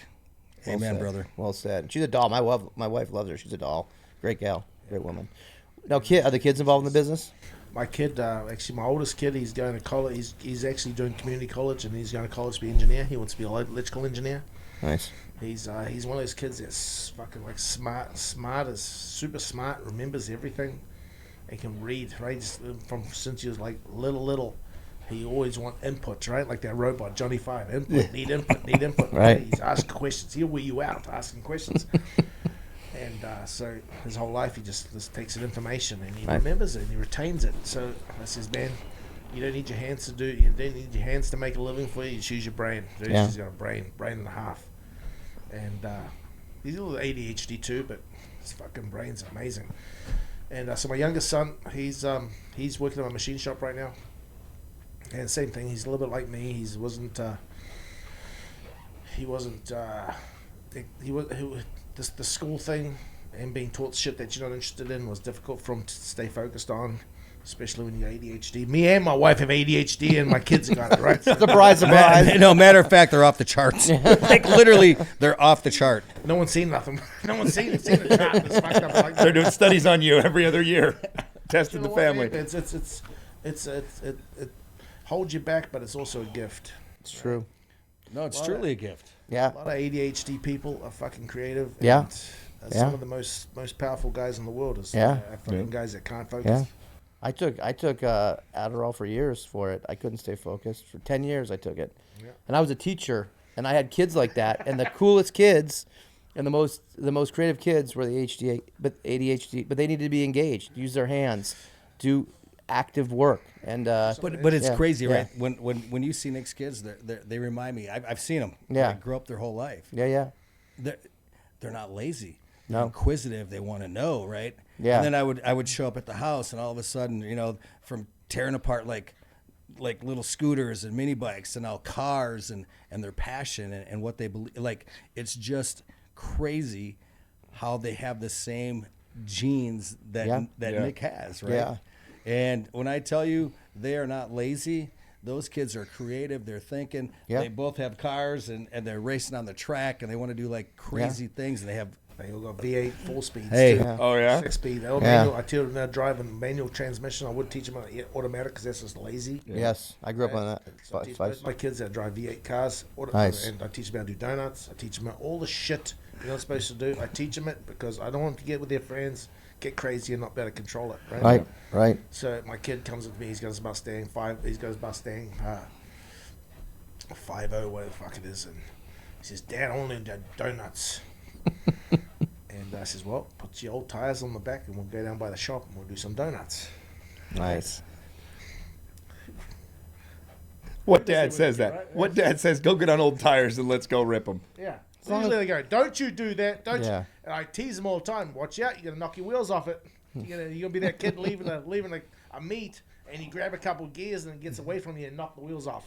That's funny. Right? And they laugh. Dad, no, Dad. I've seen those videos way too many times. I'm not going to be that kid that pulls out and shows off in front of a couple of Sheilas, and the next minute you know you're a flat tire on the side of the road because you knocked the rim off it. That's the problem today, though. They like education. They focus on they focus on like things that not all kids. You know, you gotta. The trades are really undervalued. There needs to be more focus on that, right? Man, that's it. It's man, this world is. It's yeah. I don't want to get into that, but yeah. So my kids know that you build value and you be creative and you do hard work and you sacrifice and you make it happen. You don't. They grew up in my office behind my wife, right in a bassinet, right. Mm-hmm. And then they're 4 years old, 5 years old, and then they got a little janitorial cleaning cart. And they go around and clean the bathrooms. And dude, you clean the bathroom of a fucking bunch of fucking machinists that had the blowouts. Yeah. They That's put their gloves on. disgusting. They put their gloves on. They go Right. in and clean it. And they Right. get $2 a week. Yeah. Right? It teaches them value of $1, and it also lets everyone know that these kids didn't grow up with a silver spoon. That's true. Yeah. Yeah. So they get the respect. So when No, they're older- amazing. The whole family, like from Heather, right? They have Heather Smarts as far as like these kids can program, Right. right? They've learned how to program, yet they can take apart stuff. They have Nick's, mechanical aptitude and background. Like you don't see kids like this. I'm telling you, they're great kids, Yeah. right? But the That's awesome. sacrifice that he talks about, and it's real and it's true. But you know what? In the end, he's got some amazing boys. I'm proud of you, brother. Yeah. Good for you. That's awesome. Good kids, and one's going to be a Yeah. machinist. He's learned to be a machinist. He works with my machine shop, and he's valuable. He was That's- 18 years old. That's incredible. Most of your parts are all made Yeah, in-house, yeah. right? Everything, or most of it. Yeah. That's why he's got the new huge building. That's The true. city block. USA, He's got to. baby. He's got to have it. USA, baby. That's Gotta right. come check it out. It's impressive. Someone told me you're going to do something like is it a speakeasy up top? What's up with that? Absolutely. What's the deal Dude, there? I'm having so Arizona Bike Week next year. We're gonna have a VIP 2550 party, right? Because if I open it up, I'll have 1,000 people there, and the place Sure. can't hold 1,000. It hold Right. like 250, 200, Okay. right? 2550. Try to have places gonna hold 200-300 fucking people, Yeah. right? Explain. What is Explain. What is 2550? I'm Explain missing that. it. Yeah. 2550, 25 years in business. This is my 50th. He'll There be you 50 go. fucking years old. You don't look a day over 49, baby. You look good. Oh, I'm not. So yeah. So you're gonna turn this thing into a. We got a VIP fucking party during Arizona Bike Week, Okay. and it's gonna be the party of parties.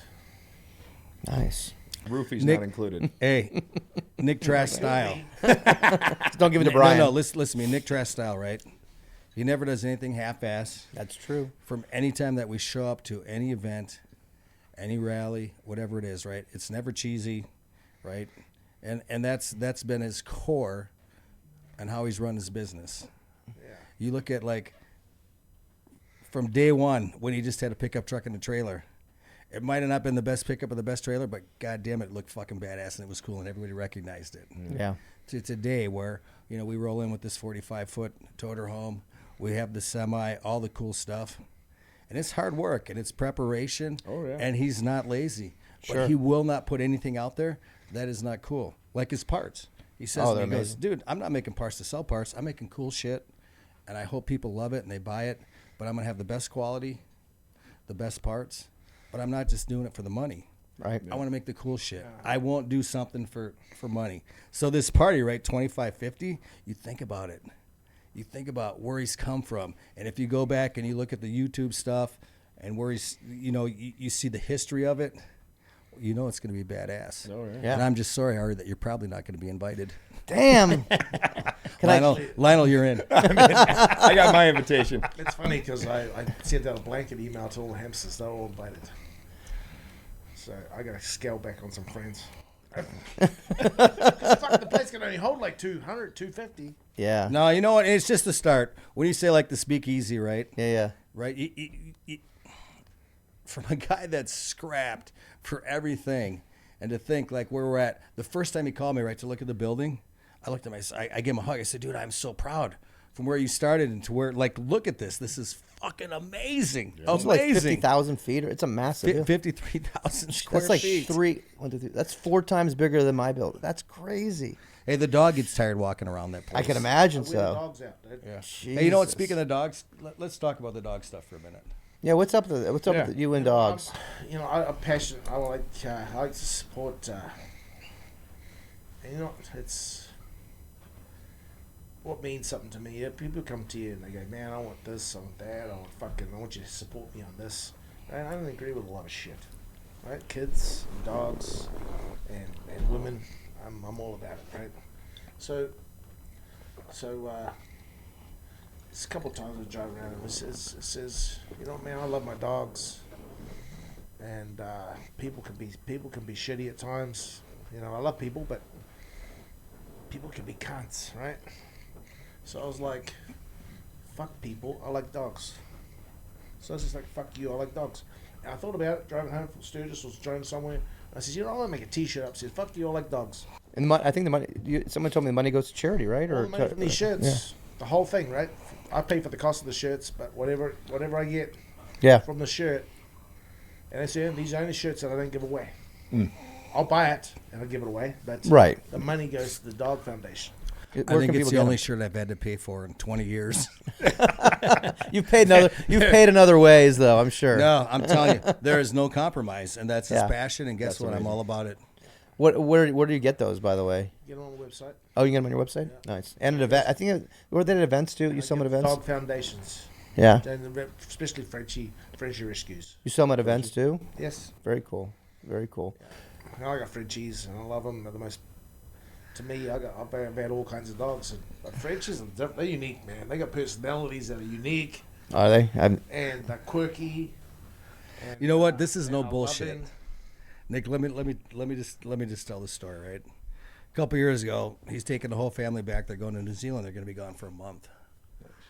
And I say, awesome, man. I'm so glad you can take the kids back, the heritage, all the stuff. But have you thought about the business and the success that you've had, right? Well, like, we need to talk about, like, what happens if something happens. Like succession planning and stuff. Yeah. He says, me and my wife flying on the same plane. With the boys, all this stuff, right? You got to think about that. So the night before, right, he sends me this email. He's put it all out. And in the email, it talks about the company and what would happen if he perishes, if Heather perishes, all this stuff. But in every one of those situations, there's something about the dogs. Brian, this percentage goes to the dogs. You need to make sure, this is not a bullshit deal. This is a passionate. This is not a flash in the pan. Yeah. You're just doing it to be cool all of a sudden. No, it's not cool. 5% of whatever I'm worth goes to a dog foundation, and it goes to help.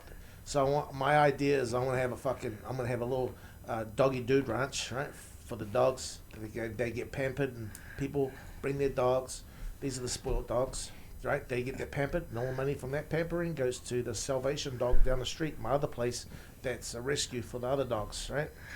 So it's self-sustainable. Oh, that's smart. So when I say, right, want to take their dog, they're fluffy. I want to take them in there, and they know they're going to help little Frederick down the street get him some food, right? That's cool. But my point being, right, this isn't just something that's just like for attention or whatever. Right. No, this is his passion. This is real life stuff, right? Here's what you do with my kids. But here's what's going to happen with the dogs, and this is the foundation you need to set up for me. As long as I've known you, I had no clue there was a passion to dogs like this. It's cool. I mean, we all have our own little quirks like that, but to see that you're New Zealand too. that you're putting that out for somebody else and giving back, it's cool. You know what, though? I don't think people realize. Doggy Dude Ranch. You've actually, you've been very philanthropic with stuff that I'm involved in, like Arizona Motorcycle Safety and Awareness, making sure people get helmets, scholarships for helmets, motorcycle training. And you've always been the first to provide a helping hand financially, coming to the events. And obviously, they're not the funnest events, as we well know. But We had fun. We had a blast. All right, I appreciate that. You know what? But that's true, Nick Style Trask, right? Yeah. We know what he's about, and I'm glad we're having this little podcast, right? To say, like, dude, the guy's really, He doesn't promote it. No. He doesn't have to say, hey, here's my agenda. Here's what I'm doing. No. But he's always the first one to give. Super charitable. And what do we always say, Ari? We give first. It's true. Right? That's true. 100%. True story. I agree. But we don't want, when I say he's humble, I look at him and say, Nick, we need to make sure that people understand these things. He goes, no, mate, it doesn't matter to me. I'm going to give, and I don't care. But that's my buddy. And that's when I say, like, we align, and our friendship, right, means a lot. Yeah. But I'm telling him, Nick, this stuff is important, and people need to understand sometimes. He goes, no, not to me, it doesn't. Well, I think so I'm glad that you're taking Yeah, the no, opportunity they- to people need to know, recognize yeah. what he has People need- done for everybody involved. 100%. And it's not just charity for charities. It's also helping people out in the industry that need help. Like, he doesn't. Let us toot your horn. You No, don't I'm have to toot serious. it. We'll toot People it need to for know. you. Like, he doesn't disparage other builders. He doesn't disparage. He wants to help.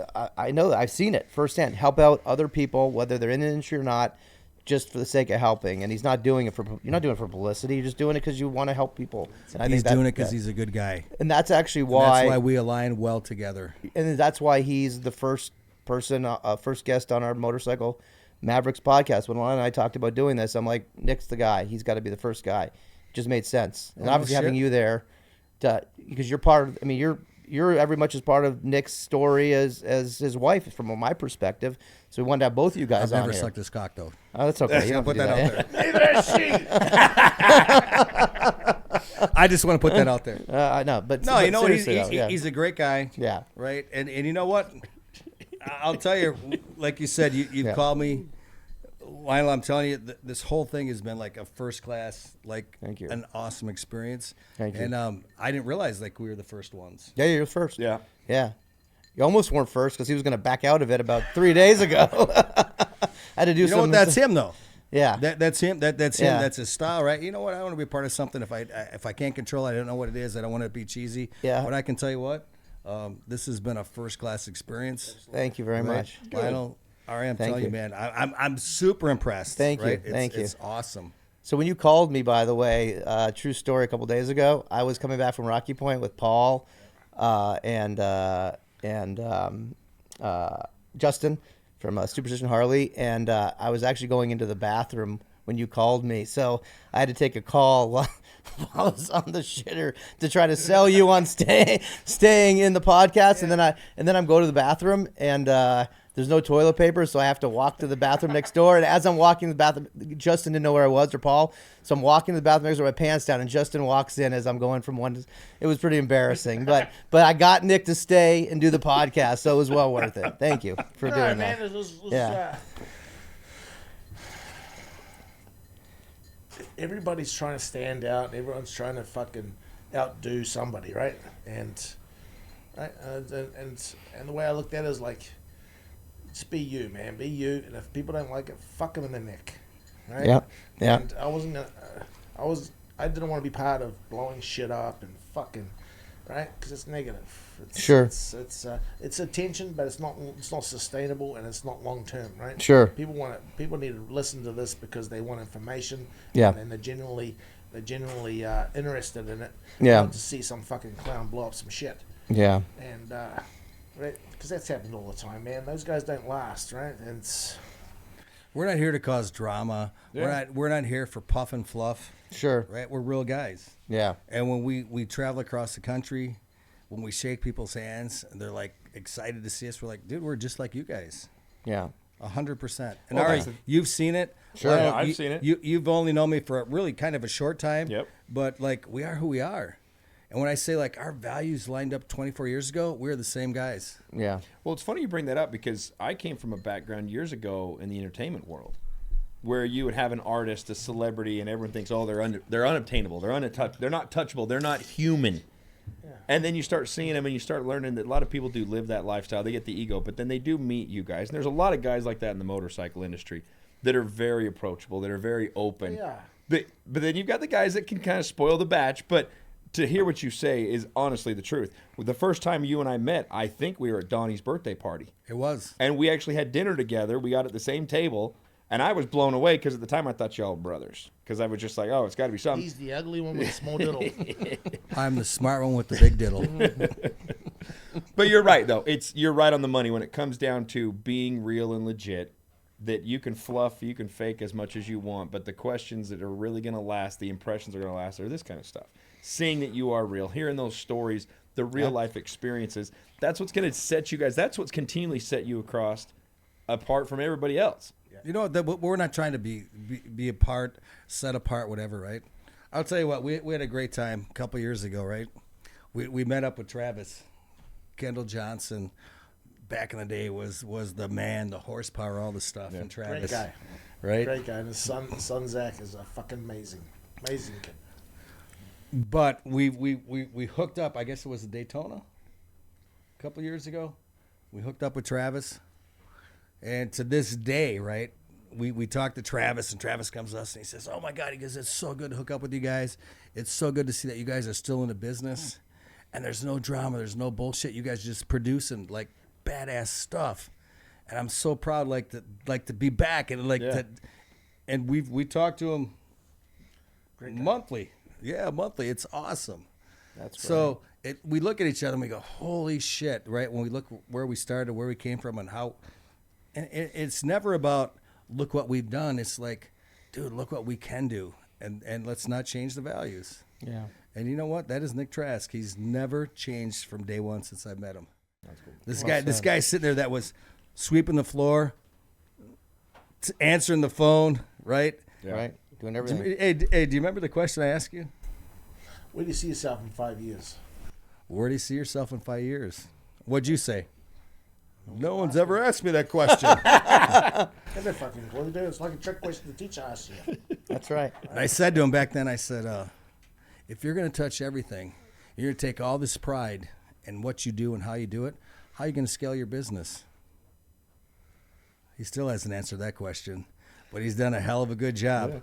Well, that's a good segue. So how often, I mean, when in the shop right now, granted you're you're here with us, how often are you in there getting your hands dirty, fabricating, building it? My team's got to handle it. And, I just over the last couple of years, I've been learning my position. All right? Because I didn't know what my position was. Yeah. Right?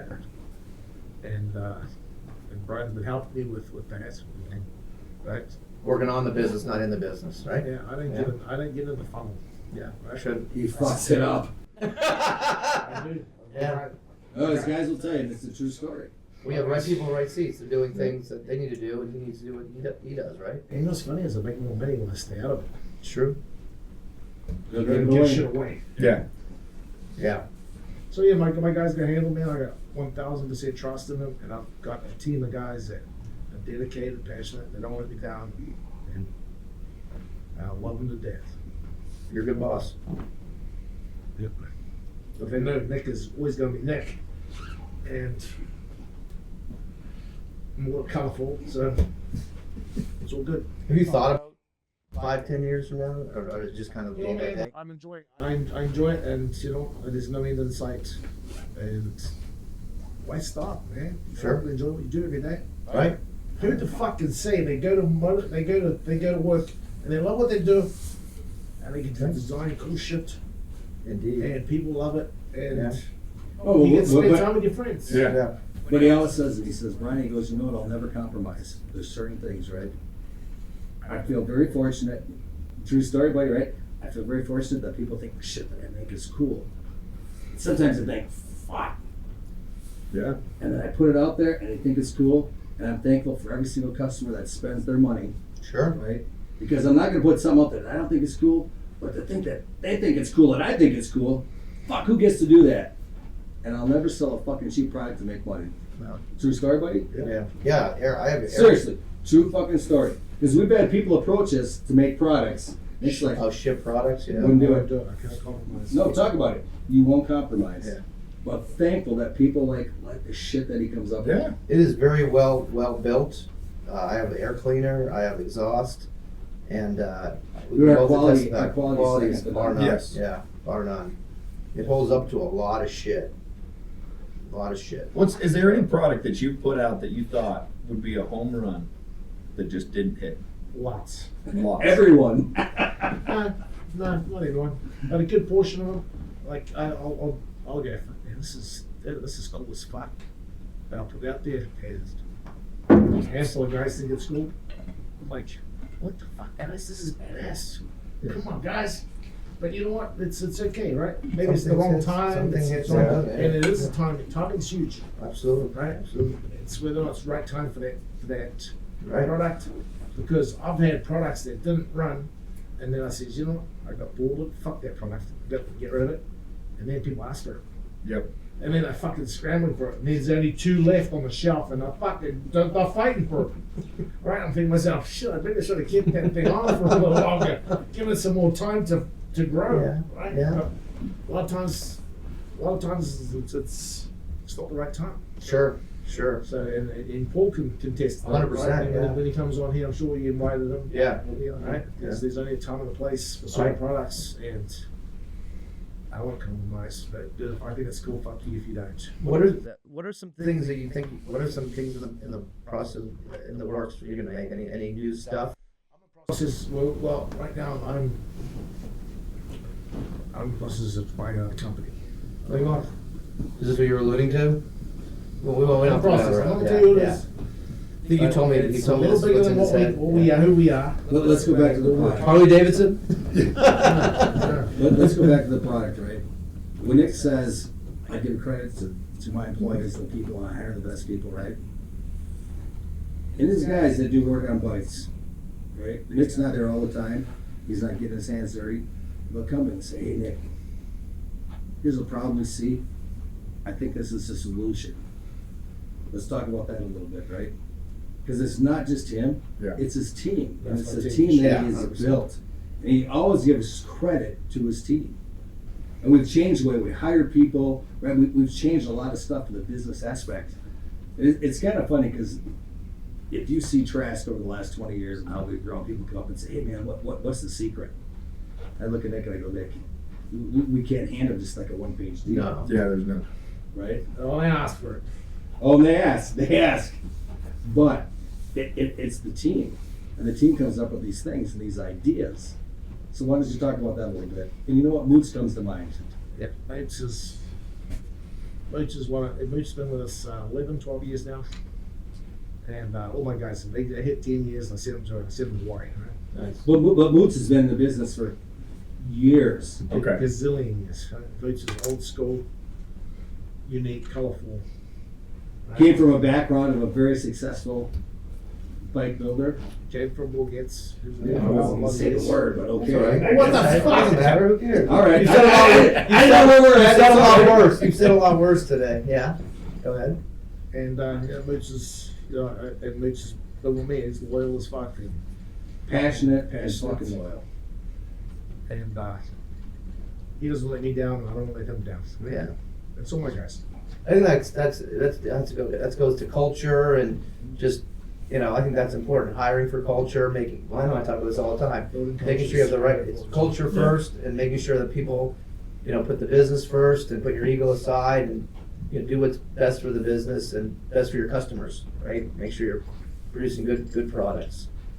It's a respect on both sides of it. 100%. It's not what's best for the business, it's best for it's his commitment to say, you know what, I hire the best. Yeah, You know sure. the best, and guess what, your voice is gonna be heard. But That's you know what, though, important, that's yeah. nice. When you talk about American-made best products, you hit the nail right on the head. You can't have the best product without the best people building it, without the best people designing it, testing it, proving it. But what my point is, if you watch the autobiography, once again, I go back to that all the time, you can't build what he's built on his own. No. You Right. need the best people, and he hires the best people, and everybody's voice makes a difference, and it matters, and he listens. And they believe in him too, which is important, right? and what he's It's all about. That's important. It was a few years ago. I didn't think I was the right guy to run my company to take it to the next spot, right? Because I can take the company from here to there. Right. From start to here, I can do that. No problem.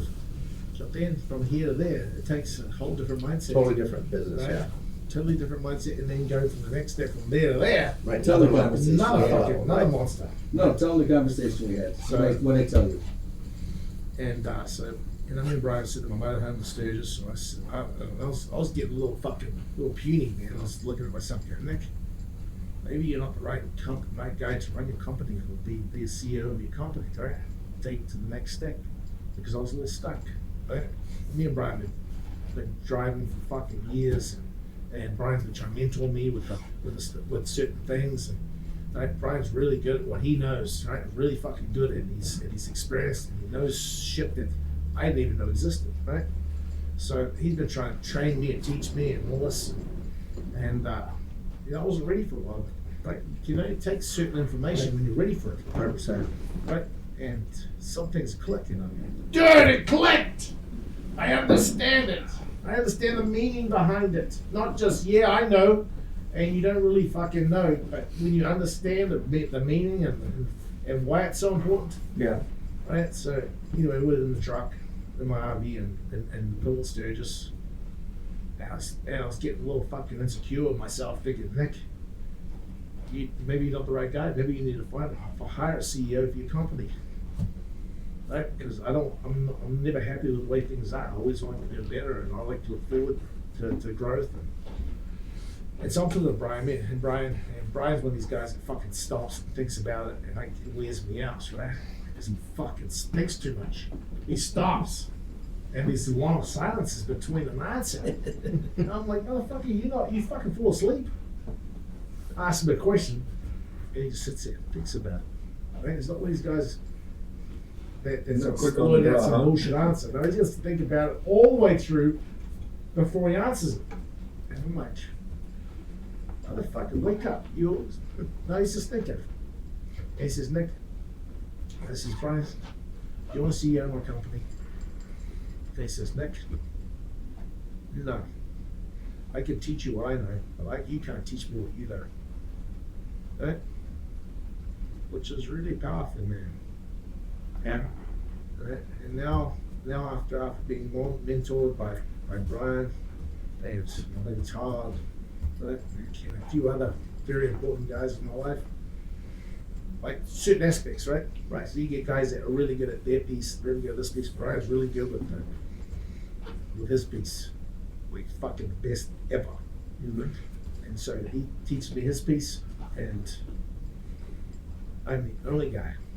Now I believe it 1,000%. I'm the only guy to take this place to the fucking moon. Sure. Right? Before I had the confidence, I had a wall.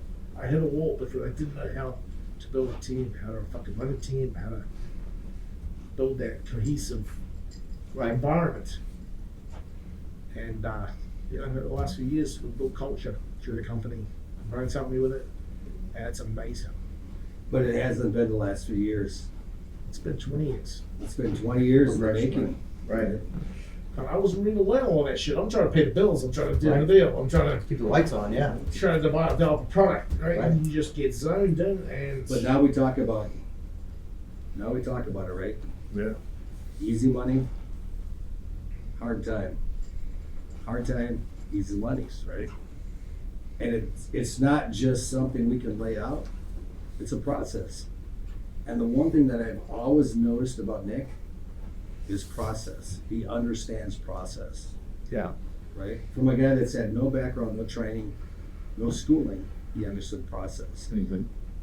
And I shit you not, Ricky, and he said, dude, you need to be the CEO of my company.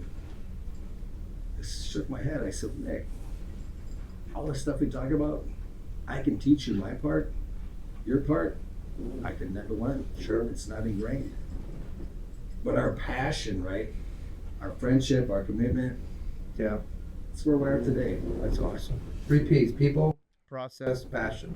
People, process, technology is our fucking. That's yours. Process technology. Well, the passion built into Brian that. created that with all People, process, technology. Yeah. I put that in the Fortune 500 page. Yeah. Yeah, seriously. No. Think about it. Yeah. You look at every problem, let's go to the root cause. Yeah. It's either a person, it's a process, or it's technology. We talk about people process all the time. Yeah, people And that's process. how we run. That's how we run this company today. And we change things 100%. Right? Things that Nick, he says, "Oh, I wasn't ready for it. I didn't understand it." Yeah. And guess what? We're still learning. We both still learn. Absolutely. And growing. You guys keep growing, right? Dude, growth is going to happen. Yeah. Right? When you're You heard how big this building is. Clearly, he's growing. No, I need her. But no, when you're passionate about what you do, 100%. when you have the drive and the commitment, Yeah. and you said earlier, right? Failure is not an option. Yeah. And I tell him all the time, I said, Nick, 2 things in life. I'm going to bet on you and I'm going to bet on me. right? We're going to bet on ourselves 100% of the time. But we're not done. Just like when he was inducted to the Hall of Fame. These guys worked their whole lives. Nick, what have you done? Well, I'm not finished. Yeah. Yeah, buddy, you're not. And we're going to keep growing. Amen. Yeah. I don't know how you go any further than that. Yeah, I mean, well said. Well said. So, just to wrap it up, people want to get the shirts, they can get them on the website, right? Yeah, website. They want to learn this story, which I'm going to go watch it now. Alchemist. It's on a YouTube channel. Is his mic close enough? Yeah. It's a your Trask YouTube channel, yeah? Yes. Okay. And then when we go to the product line, we You know, talked about. and you know what? If you don't like it, say you don't like the motherfucker, because I'll change the next one. You know, I want feedback. Sure. Because I look at it and I fall asleep. Well, Well, I I've heard seen there's it a so part many two. I times, heard there's right? a part two coming. But also it makes Right. me tear up when I look at the motherfucker. course. Too, Yeah. so.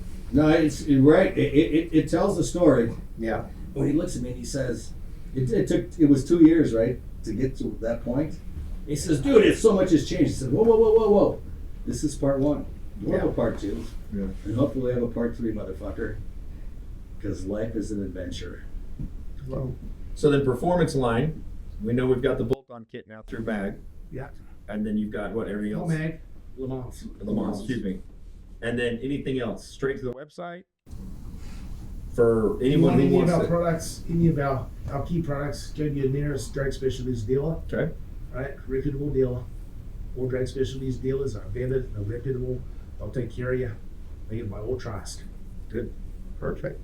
We wanted to give you a little, you guys gave me a nice gift today, right? Beautiful picture. So Lion and I figured we want to reciprocate and give you a little gift too. You want to go get that? What are you wrapping me I'm into gonna get this Lion for? into this too. He's in trouble. Wrap I'm me in into it. trouble. Well, you got a gift. So right? there's another gift. You have to keep on Speaking of giving. gift, Give it to I'll Brian. take the gift of Coors Light. Give it to All right. Brian. Okay, Brian. We'll get you Brian's first light there. Brian. Do you see how Give it to Yeah. Brian. Nick's like, no, I don't trust you to open Yeah. it. It's Christmas early. Christmas in November. Chocolate. The only paper we have, so. I'm impressed at your rap job. You did a good rap job on that. That was Hannah. I don't know how to wrap shit. I was trying to give you My wife credit. does it for me now. All right, Just open the tape. One side's tape. Just open it. It should open right That's up. from Castle. all right, that side's tape. Just rip that open there. Oh, it was. Rip That was what bro. open? Just the tape. Yeah, but you don't have a blade? That one. Blade? Bring a knife. Right there. Anyone have a knife on you? Any blade? No? Who's on next week? We're not sure yet. We still build out. We got to build out the All list right, and well, schedule. open it up. All right, here you Sure. go, Nick. You gotta take it out of the box. Oh, my old pots. There's the, Looks like the air filter in the clutch basket. yeah. That's like that. See, what we And Ari, did. next time you bring your shit in for service, we're gonna install it. So what we didn't show you guys is we took a flamethrower to this, but we'll post if Nick's okay with it. It's up to him. We can post some of it Post it. online or share it with you. But we flamethrowed this, right? We You torched hit this that one. one, Yeah, yeah. we torched this one with a flamethrower. So next time we do it, we'd love to have you guys come join us. Yeah, Maybe that- do. Yaffee said he'd like to compete against you. Maybe you guys can go head to toe. I'll take his lunch money. All right. But and All day again, long, baby. All day long. and again, just so people are aware, these were throwaway parts. They were not. We're not destroying usable parts. I don't want anyone to think that that's what we wanted to do. We don't want to waste parts. You know, Yeah, Nick's parts are it's- amazing. So, but thank you for allowing us to do that and show you. And I'm impressed with Yeah. the air cleaner.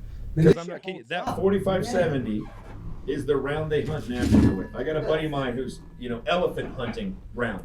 wow, that's crazy. And it, solid. Well, I don't think it's gonna filter much here now.